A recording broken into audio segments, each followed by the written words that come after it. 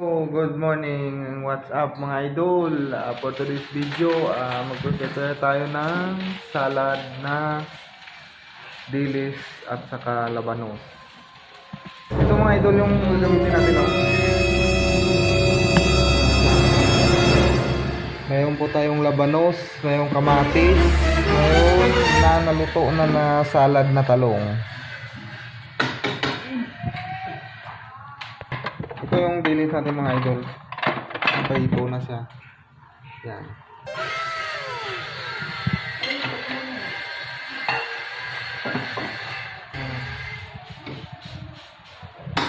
So shout out sa 107 subscribers sa YouTube at sa Facebook page.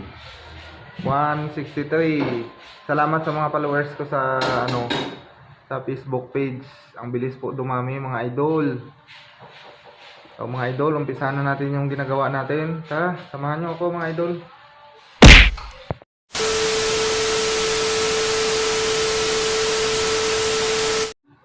Ito na mga idol. Ito yung dilis. Yan yung ang gagawin natin ay ihalo natin to sila mga idol. Ayan mga idol. Simpleng ulam lang po mga guys. Ayan. Ayan.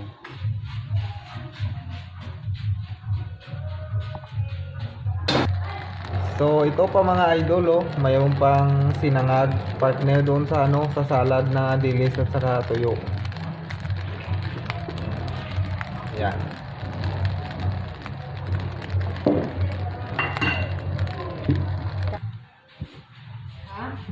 Dito na natin ito ilagay. Ano ba yan? A few inches later. So ayan na mga idol. Ilalagay na natin yung labanos na may paminta na pino, dinurog. Tapos yung kamatis, yan. Yan lang mga idol, napakasimple lang yan mga idol. Shout out wala sa asawa ko na nag-prepare nito mga idol. Yan. Yan na siya mga guys. Siyempre pagkatapos nga mga idol, kulang pa yan. Halo-haluin natin yan. Oh. May mga naiwan pa pala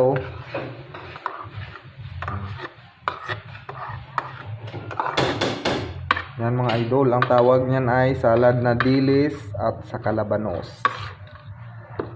Oh, yan na siya mga idol.